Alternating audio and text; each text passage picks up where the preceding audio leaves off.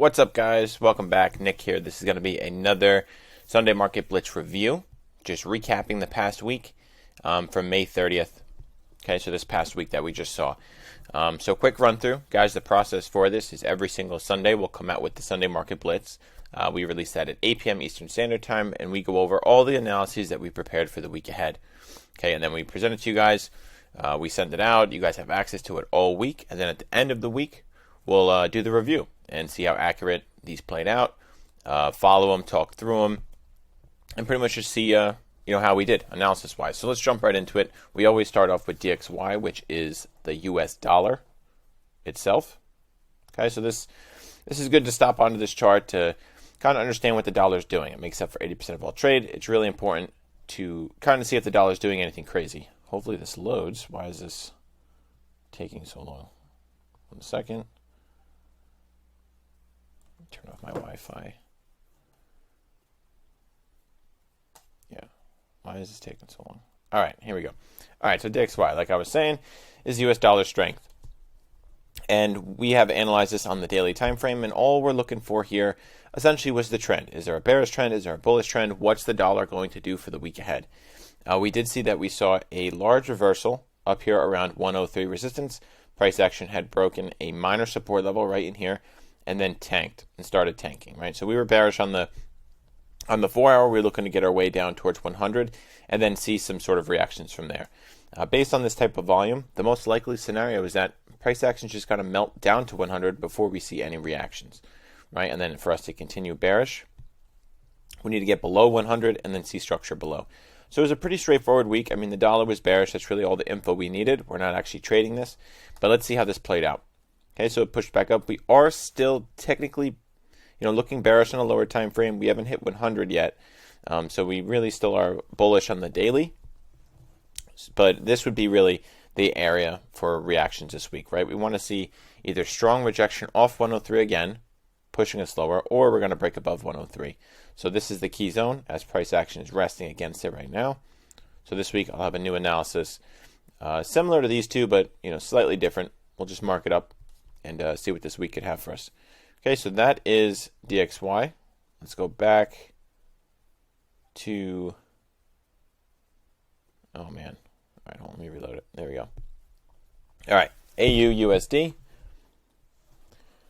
AUDUSD, what was going on last week? So we're here on the 4 hour. We had seen that there was a very strong 4 hour bullish trend, right?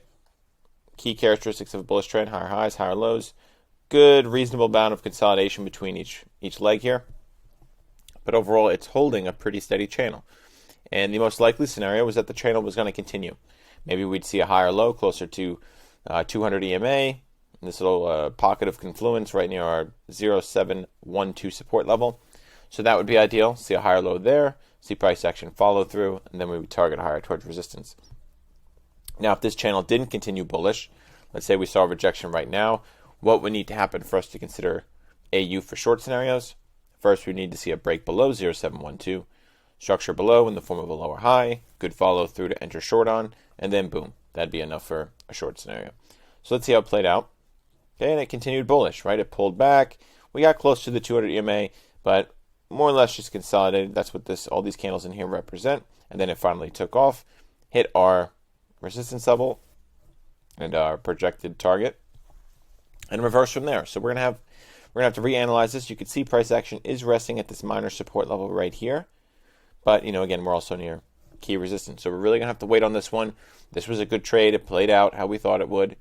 Really respected this channel, the overall trend, and pushed right into it. So we're gonna reanalyze. We'll have 2 new trade scenarios for you this week. We're gonna drop these tonight and then cover them with you. Okay, so we'll be looking for reactions around 0725.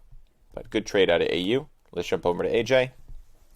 See what went down with AJ this past week. So here was the original analysis on Sunday. We had seen that we broke 91 resistance. So there was a nice transition here on the 4 hour time frame. Okay, we broke these lower highs, right? Price actually moved above it. Key signs of a transition. We just need new structure to confirm. So that was the ideal scenario. We'd see a higher low, good structure to confirm, enter long on some nice setups, and then we target higher towards resistance. So this was over a 3-to-1 risk reward, really good trade. We're expecting that. But if it failed to push higher, if this wasn't a real break, we need structure back below 91 with good follow through to then consider AJ short once again. So let's see how this played out. Okay, this thing went bullish. It didn't even give us a pullback. It honestly broke and then just rallied. So you can see it brought us all the way up towards 95 resistance. Overextended, definitely. We'll have to reanalyze this. Look for some retracements. Look for areas of structure where, we could expect AJ to bounce from. Okay, or, form structure rather. So very overextended. We need to see more. New analysis is coming, but the bias is right. The bias was right, definitely. I mean, this thing was bullish. It went bullish. It took off, and that was that. So that's AJ. Let's move over to UJ. See what UJ is doing. And this was the analysis put out on Sunday. Price action was very bullish over here on the left, right? Rallying, giving us a nice flag pattern there. We ended up all the way at 130.15-ish. And we kind of plateaued. Saw some consolidation. Got a nice 4-hour transition here when we broke this low.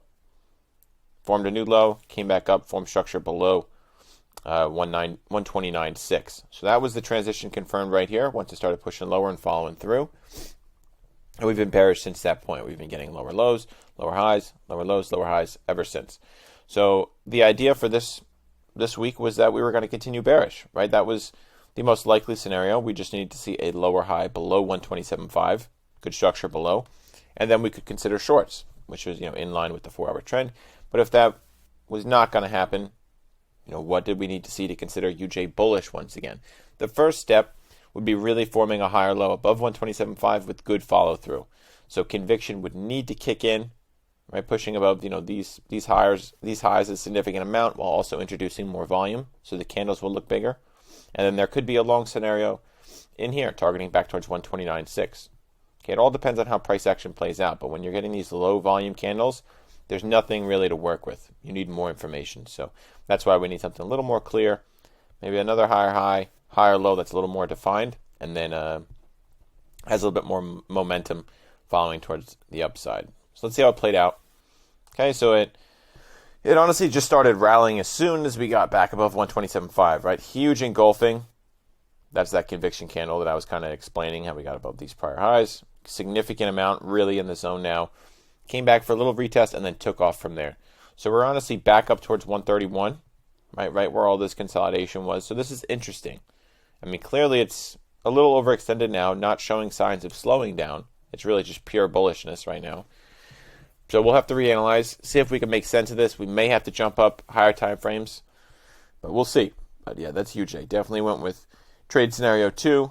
Gave you a very, very small window of opportunity to enter on one of these engulfings, if you were even considering it. Excuse me. So that's UJ. Yeah, bullish is all hell. So we'll reanalyze that, see if we can make sense of it. But I can just tell already, UJ for this next week is probably going to be pretty low on the watch list. So it's better just have some other pairs marked up. So let's see what EJ was doing last week. Okay. Overall on the daily, we are. Let's scroll down and take a look. We are bullish on the weekly, bullish on the daily, bullish on the 4-hour. So all time frames are pointing bullish, and we can see here on the 4-hour that we've been getting higher lows, higher low, pushing us in towards resistance at 137. Just a clear sign that we're going to break something, that we're going to continue to push higher. Higher lows into resistance. You're not getting higher highs. That's ascending triangle, and it's hinting that it's going to break to the upside. Okay, so that's what we're seeing now. That's what we were seeing at least last Sunday, going into the week. So the most likely was that we were going to find structure above 137, continue bullish, start targeting, prior highs, higher highs, and so on. For us to consider the opposite, to see EJ as a bearish setup, we would need to get back below 137. So that means price action falls through 137, pulls back, gives us a lower high. It can consolidate here as well, right? It could throw a pattern. It could spend, a few days just moving sideways. But then we want to wait for the conviction. Whether that comes sooner or later, we want to see conviction, right? In the form of a lower high being formed in strong bearish setups. And then we can enter short, start targeting lower in a more serious way, maybe even down towards 133. But let's see how this past week played out per the analysis. Let's see it. Went bullish. So there you go. Pushed up, gave us a higher low, couple wicks, right there. Good rejection. There's some lower time frame entries on that. On the 1 hour, 30 minute, you'll see some more clear setups to enter on. And then it just took off from there. I mean, this thing blew through our TP. We were only looking to get a modest, 2.5% or 2.5 to 1 out of this trade. It obviously exceeded that. I mean, it looks like it's a 5 to 1 just based on the size difference here. But yeah, it took off. It rallied. I mean, it's overextended now. This has kind of been the theme for the past week. We saw a lot of big movements, a lot of overextended price action, and not much we can do with it just yet. We're gonna have to see this calm down, see the volume chill out a little bit, give it structure, and then it can kick in again. But yeah, EJ played out well. Good trade. Definitely a great trade setup here. So we're at the 140 mark now, 140.35. We'll have to reanalyze, guys. But I can tell you right now, this thing's overextended. It's due for something. Whether it consolidates now or it goes for the pullback, we'll be ready. So that's EJ, played out pretty good. Let's jump over to gold as the final asset that I'm going to review. And let's see what gold's been doing, right? So this thing was super bearish.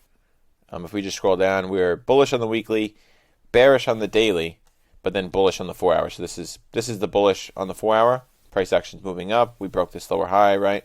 This is a higher high, higher low, higher high, so on and so on. So the 4 hour was bullish. The daily is bearish. Look, price action's moving down. We broke support here at 1870. This is essentially a daily lower high that's attempting to form right now.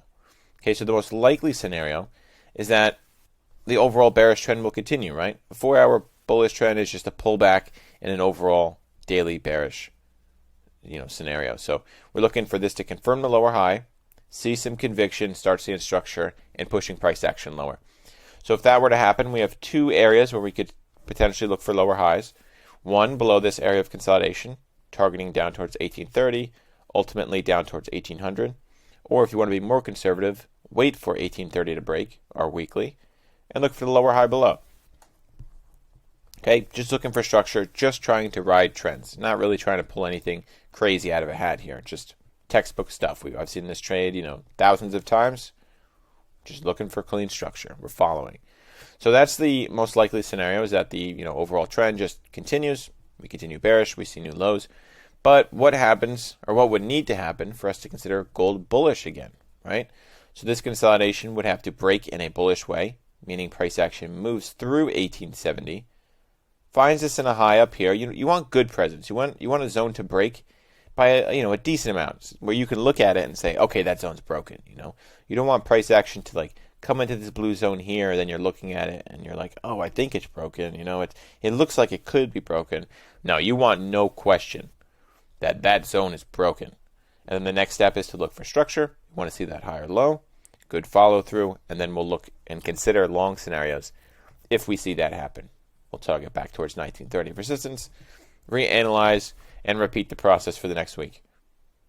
Okay, guys, so this is that past week, starting the week of May 30th from Sunday. And some of these played out. I mean, we saw some big movement.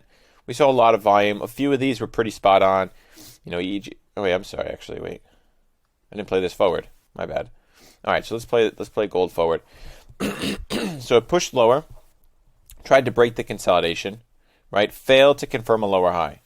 Notice that, right? We pushed back up into resistance, but then dojis just presented themselves. We didn't get follow through. Price action didn't shoot down, right? Didn't confirm a lower high whatsoever. Instead, it broke back into this range, into this consolidation area with a little more volume. But we actually closed the week still in this zone. So both of these trade scenarios are valid, right? We're still looking for lower highs below. We're still looking for higher lows above. And then we're just going to follow price action as we see it develop. Right now, we're still in an area of consolidation. There's no trend present on the 4 hour for us to enter on. So we're going to wait because it's not going anywhere. It'll show us a move when it does choose where it's going to go. And we'll be ready. Yeah, so that's gold. But some pretty decent moves this week. I mean, a lot of the bias was right. However, entries were pretty scarce. I mean, we went over a few examples where price action just kind of took off, just rallied to new highs. We're waiting a pullback. I mean, UJ was a good example of that. But yeah, so another weekly review, guys. Always a pleasure. I'll see you guys tonight for the Sunday Market Blitz. But take care, guys.